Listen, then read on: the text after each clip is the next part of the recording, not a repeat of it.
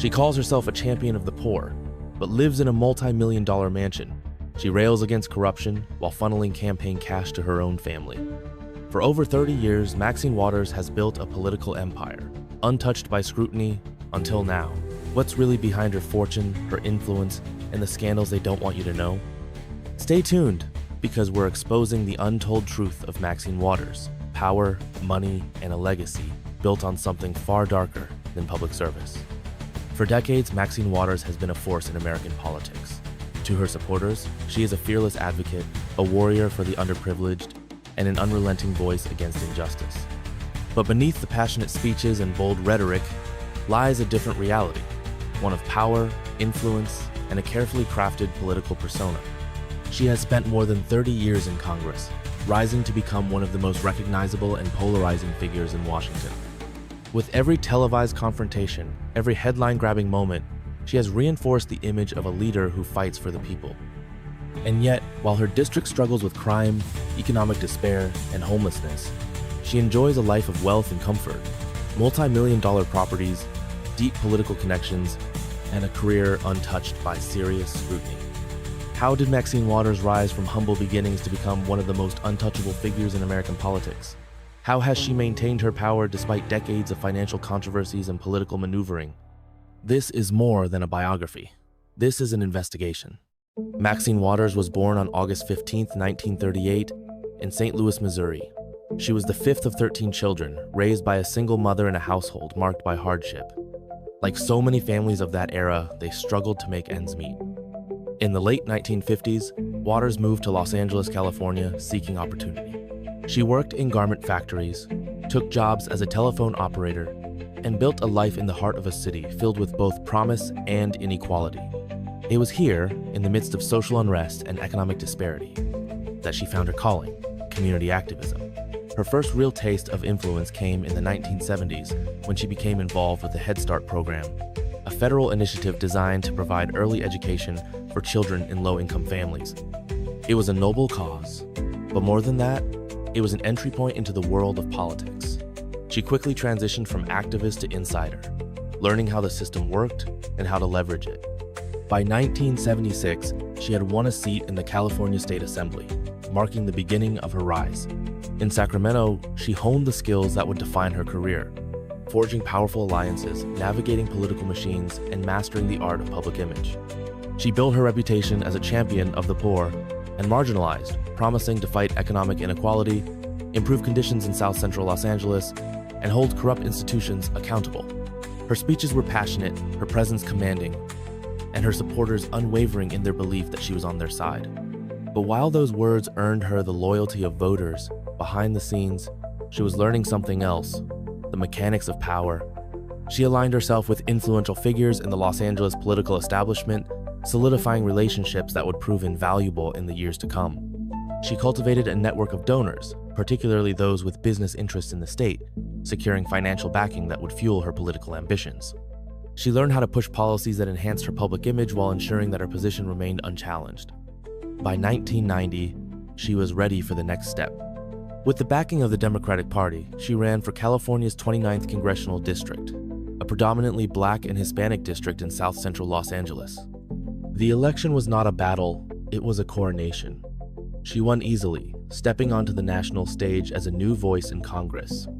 From the moment she arrived in Washington, Maxine Waters made it clear that she would not be a quiet participant in the political process.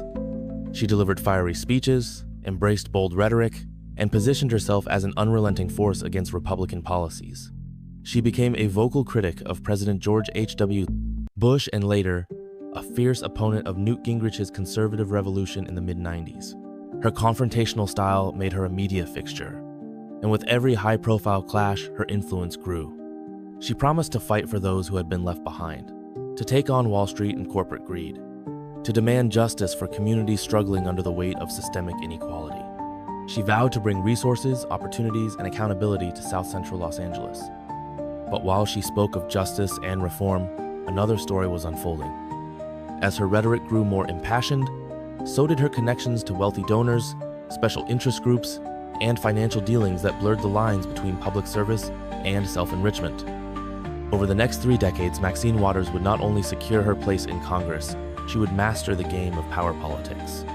She would build a political empire, ensuring that her influence remained unchallenged, her family financially secure, and her legacy untouchable.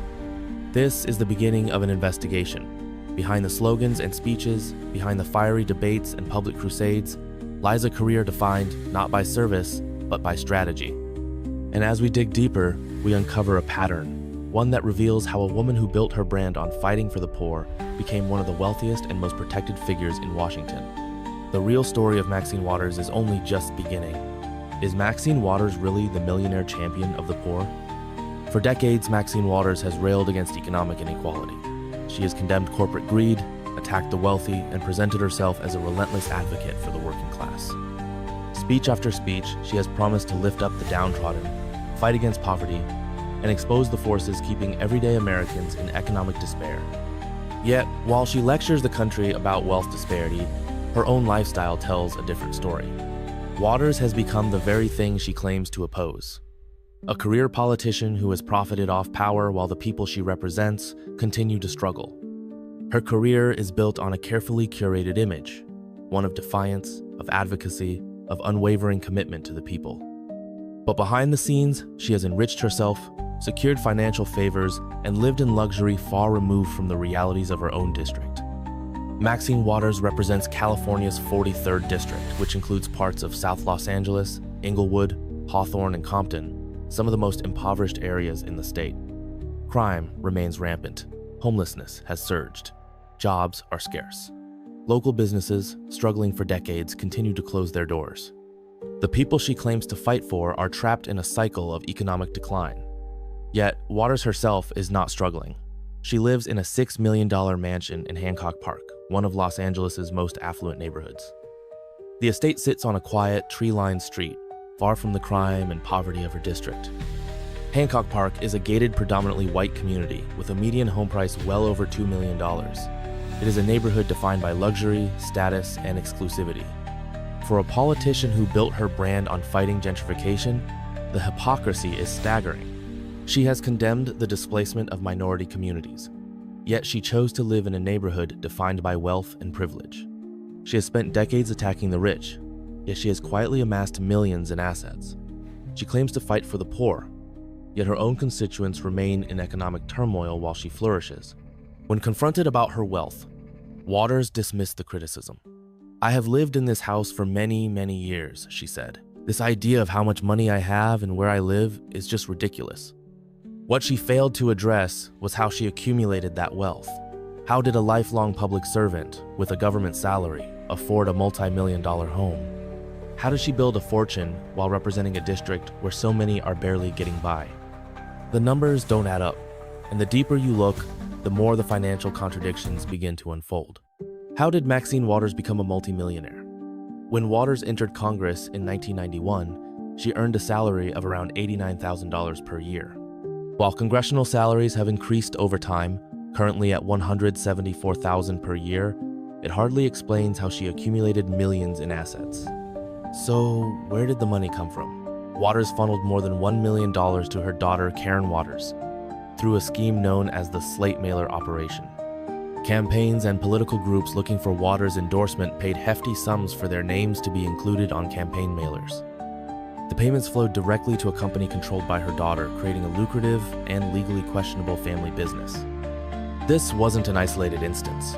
Over the years, Waters' family members have received lucrative payouts from political campaigns, donors, and organizations tied to her influence. The financial benefits of her political career have extended well beyond her personal bank account. Waters purchased her Hancock Park home decades ago, but its dramatic increase in value raises questions about her financial dealings. Despite a public salary, she has managed to afford multiple properties, expanding her wealth while portraying herself as a champion of the poor. Waters has spent years branding herself as a fighter against corporate greed, but behind the scenes she has accepted significant donations from the very industries she claims to oppose. She has built financial connections with lobbyists, corporations, and banking institutions, raising suspicions that her public stance on economic justice is little more than political theater. One of the most glaring contradictions in Waters' career is her relationship with financial institutions. While she has built a career railing against Wall Street corruption, she has personally benefited from ties to the banking industry. She has accepted large contributions from corporate and banking interests, all while pushing policies that supposedly regulate them. She played a central role in bailing out banks, including One United, a financial institution in which her husband held significant investments. She has portrayed herself as an enemy of the financial elite, yet her wealth has grown alongside the power she wields. The truth is simple. Waters is not the anti-corruption warrior she pretends to be. She is a political insider who has mastered the art of influence, power, and self-preservation. For more than 30 years, Maxine Waters has claimed to fight for the poor, yet she has lived in luxury. She has spoken out against corruption, yet she has been entangled in ethics scandals. She has called for accountability from the rich, yet she has amassed a fortune while holding public office. Her legacy is not one of selfless public service. It is one of personal enrichment at the expense of those she claims to represent. While the people of South Los Angeles continue to struggle with crime, poverty, and homelessness, Maxine Waters remains untouched by the reality of their daily lives. She is shielded from scrutiny, protected by the very system she claims to be fighting against. But the corruption doesn't stop here. Maxine Waters' policies harm the people she claims to defend. For more than 3 decades, Maxine Waters has stood in the halls of Congress, presenting herself as a champion of democracy, justice, and equality. She has railed against corruption, condemned voter suppression, and vowed to fight for safer communities. But her voting record tells a different story, one of undermining election integrity, weakening law enforcement, enabling crime, and pushing extreme policies that have left her district, and the country, worse off. She calls herself a defender of democracy, yet she has a long history of objecting to Republican election victories without evidence, the very act she condemns when done by conservatives. She claims to fight for safer communities, yet her soft-on-crime stance and support for defunding the police have left her own constituents trapped in rising violence. She speaks about women's rights, yet her extreme abortion policies go far beyond what most Americans support. Maxine Waters has spent years accusing her opponents of attacking democracy. But time and again, she has challenged legitimate election results, so long as it benefited her own political interests. After the 2000 presidential election, she was one of the first Democrats to reject the results, claiming that George W. Bush was selected, not elected. She objected to Florida's electoral votes, refusing to acknowledge Bush as a legitimate president. 4 years later, when John Kerry lost the election, she once again objected, this time targeting Ohio, claiming the election had been hijacked despite no legitimate evidence. And when Donald Trump won in 2016, she refused to recognize him as president, pushing unfounded claims of Russian interference long after they had been debunked. Yet, when Republicans questioned the 2020 election, Waters was one of the loudest voices condemning them as insurrectionists and threats to democracy. Her hypocrisy doesn't stop there. She has fought against basic voter ID laws, branding them as voter suppression, despite the fact that nearly every developed country in the world, including Canada, France, and Germany, requires identification to vote. Polls consistently show that the majority of Americans, including Black and Hispanic voters, support voter ID laws. Even her own state of California requires ID for many government services.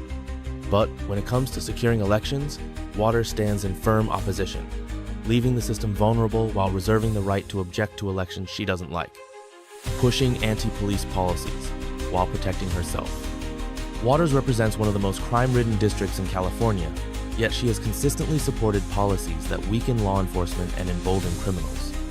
Under her watch, crime in Los Angeles has surged. Violent crime, including homicides, carjackings, and robberies, has reached record highs. Homeless encampments have taken over entire neighborhoods, fueling drug use, gang activity, and lawlessness.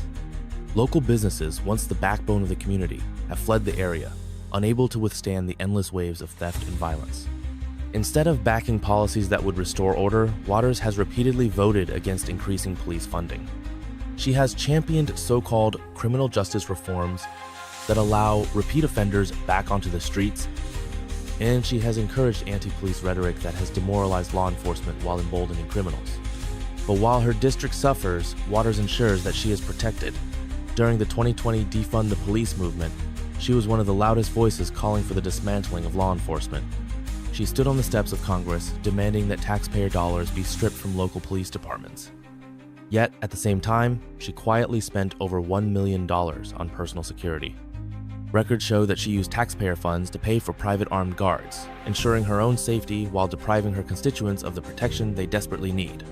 When confronted about this hypocrisy, she dodged questions and attacked reporters. The message was clear: safety for her, chaos for everyone else. Waters hold the most radical abortion policies that even most pro-choice Americans reject.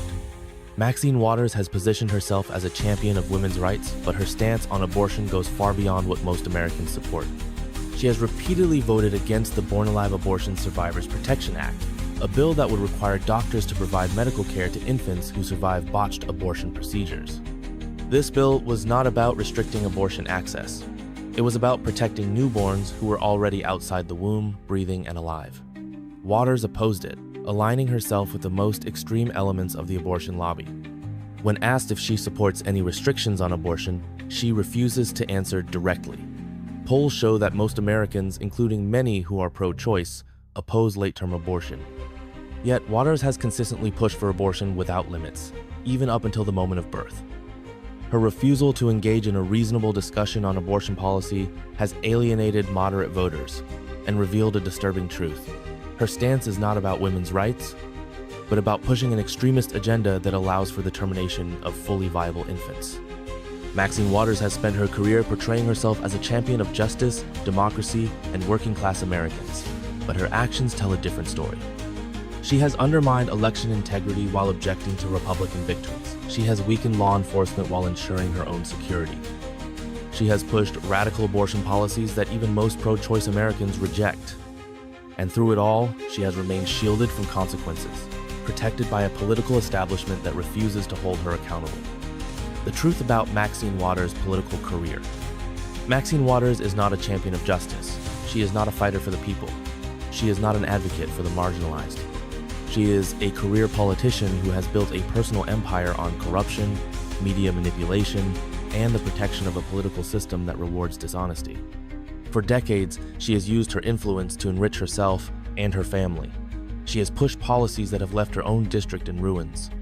She has encouraged division, confrontation, and lawlessness, all while ensuring that she remains insulated from the consequences of her own rhetoric.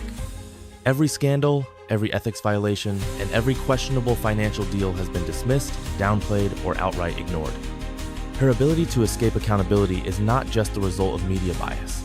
It is a deliberate effort to silence critics and suppress investigations. The Democratic Party shields her, ensuring that she never faces real consequences. When confronted about her financial dealings, she doesn't respond with transparency. Instead, she frames the scrutiny as a political or racial attack, effectively shutting down any serious inquiry. And yet, the people she claims to represent continue to suffer. South Los Angeles remains plagued by rising crime, homelessness, and economic decline. While Waters enjoys the comfort of her multi-million-dollar mansion, secured by private guards, far removed from the daily struggles of her constituents. Her longevity in office is not due to success, but to a carefully maintained political machine. Her voters have been conditioned to believe that she is their only advocate, even as their communities deteriorate under her leadership. She does not win elections by improving conditions. She wins by convincing people that she alone is their last defense against oppression, distracting from the reality of her failures by casting blame elsewhere, on Republicans, on corporations, on law enforcement. The truth is undeniable. Maxine Waters has spent more than 30 years in Congress, not as a servant of the people, but as a master of the system. She has wielded power for her own gain, dodged accountability, and manipulated the media to protect herself from the scrutiny she demands of others. Her legacy is not one of service. It is one of self-preservation. Maxine Waters is not an anomaly. She is the product of a broken system, one that allows career politicians to build personal wealth and influence while the communities they represent continue to suffer. The Washington establishment does not hold her accountable because to do so would expose the very mechanisms that keep figures like her in power. She has survived scandal after scandal because the system is designed to protect its own. The media refuses to investigate her. The Democratic Party shields her. Watchdog groups struggle to hold her accountable when every ethics violation is dismissed as a misunderstanding or a partisan attack. But the American people are waking up. The era of politicians who enrich themselves while demanding sacrifice from others is coming to an end. The truth cannot be buried forever. The fight for accountability will continue, and when the full weight of her corruption is finally exposed, Maxine Waters will no longer be able to hide behind the system that has protected her for so long. The swamp does not drain itself. It is up to the people to expose, challenge, and remove those who have turned public service into personal empire building. And when that day comes, figures like Maxine Waters will finally face the reckoning they have evaded for far too long. Maxine Waters is not just a politician. She is a symbol of everything that is wrong with the Washington establishment. She has spent more than 30 years building a political empire, ensuring that she remains untouchable no matter how many scandals, financial improprieties, or failed policies pile up. But she is not an isolated case. She is the product of a system that rewards power, not service, personal wealth, not public good, and self-preservation, not accountability. For too long, career politicians have been able to manipulate elections, suppress opposition, and enrich themselves at the expense of the very people they claim to represent. They maintain power not by improving the lives of their constituents, but by keeping them dependent on broken policies, feeding them fear instead of solutions, and ensuring that real change never comes. Waters has perfected this strategy. She has positioned herself as a warrior for the people, all while living a life of luxury, shielded from the crime, economic hardship, and suffering that define the daily lives of those in her district. She has built a career on fiery rhetoric, but rhetoric does not put food on the table, does not lower crime rates, does not create jobs, and does not restore dignity to struggling communities. Her legacy is not one of progress, but of stagnation. A politician who has remained in power by ensuring that the very problems she promises to fix never actually get solved. The cycle continues because the system allows it. The media plays its part, refusing to investigate figures like Waters while amplifying scandals against political opponents.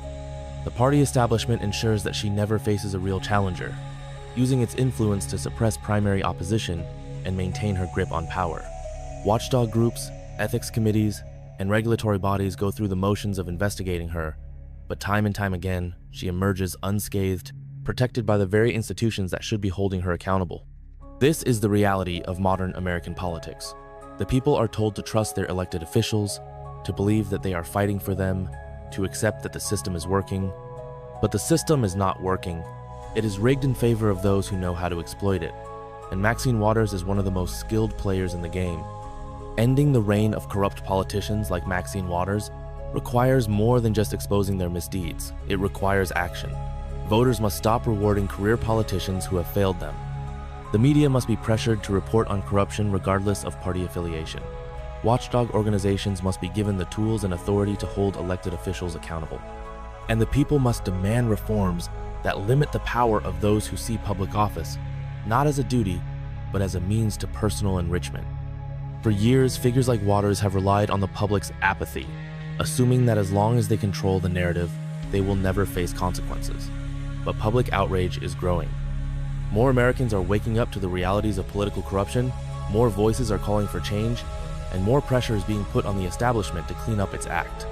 This is not just about Maxine Waters. It is about every politician who has used their office for personal gain, who has put themselves above the people they were elected to serve, who has manipulated the system to ensure that they remain in power no matter how badly they fail. Waters has been able to escape consequences for decades, but no empire lasts forever. Eventually, the truth catches up. The people are watching, and the time for reckoning is coming. The days of career politicians living in luxury while their constituents struggle must come to an end. The American people deserve leaders who actually work for them, who improve their communities, who fight for policies that create real change, and who see public service as an honor, not a business. Maxine Waters represents the past, a political machine built on deception, wealth accumulation, and manufactured outrage.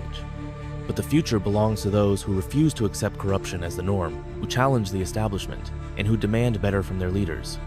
The people of South Los Angeles and Americans across the country have been told for decades that figures like Waters are fighting for them, but the evidence proves otherwise. The real fight begins when the people take back control from those who have exploited them for far too long.